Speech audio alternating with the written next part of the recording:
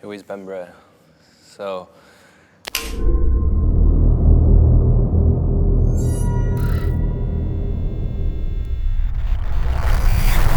Ben is a fairly introverted person who's done numerous things over the last decade to continually push himself out of his comfort zone. And I was this tiny guy weighing 60 kilo at 18, 19 years old. And I remember that the lads that I worked with at the time was really big, there was training, and all I ever could think about was I'd love to go to the gym with them, but I actually never had the confidence until one day I took that step. It's about breaking those barriers down, and that's what I did on that day when I went to the gym. I broke the barrier down, and I was scared. I kind of feared it, and I had massive imposter syndrome, but I put myself in a position where I was able to start that journey on that day, and I've never really looked back.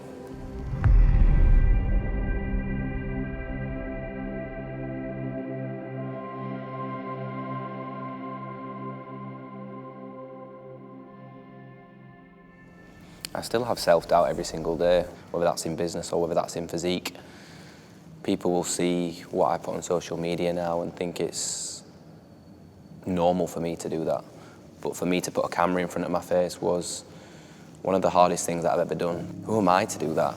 I'm just a guy from Rotherham who has come from a background of no real fitness in the family, and now I'm responsible for motivating people. I'm responsible for having an impact on other people's fitness journeys. A lot of people will watch YouTube and see the Lamborghinis. They'll see the Dubai life. There's a lot more that goes on behind the scenes. The Lamborghinis are just a marketing stunt. I'm not a flash guy at all. And the whole reason I create content is not to be about the Ben Bray show, it's to help people.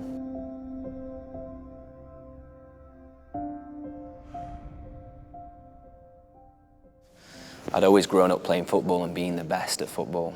So whenever I was playing football, it felt natural. It felt like this was what I was meant to do. But when that door closed and I entered a new industry, which was the fitness industry, I felt like, who am I to enter this industry? Who am I to go to the gym, to start dieting, and then especially to put that onto social media and showcase that to other people to get their thoughts, their opinions. And I think when you are doing something new and you're getting that sense of imposter syndrome, if you look at that as positive energy and nerves, that you're pushing yourself out your comfort zone, and you look at it, okay, I do feel nervous to be doing this, then that's probably a perception that you're trying to grow, and self-growth there is important. Whereas if you never face that fear and you never break that imposter syndrome down, you don't do things that are pushing you out of that comfort zone, you're holding yourself back and not growing to your true potential.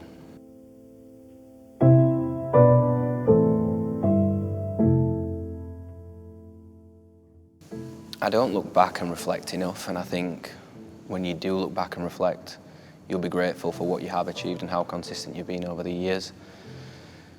If I look back at the old 18-year-old me who was extremely introverted, lived a life based off what people thought of him, and had incredible self-doubt, to now the 28-year-old version of me, if I looked at the actions that I've done and the tasks that I've completed and what I've achieved, I wouldn't believe this is me now. If you are going into the new year and you're feeling anxious around starting the gym or starting a journey, if you want to make a change, that's enough. Remember, you don't need to be a perfectionist at the start. Just those little small habits, drinking enough water, eating the right amount of food, turning up to the gym 3 to 4 times a week. You don't need to be an expert in exercise execution or an expert in nutrition. Turning up to the gym is one barrier broken down. Eating with a structured nutrition program is another barrier. And then build that consistency with both variables, and you're going to be better than what you were last year.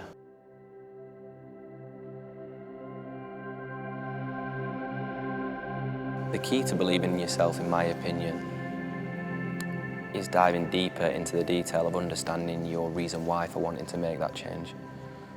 The work rate to support the goals and the vision to allow myself to achieve that and to be where I am today. That didn't come from 2% work rate or 5% or 10%. That came from work rate every single day.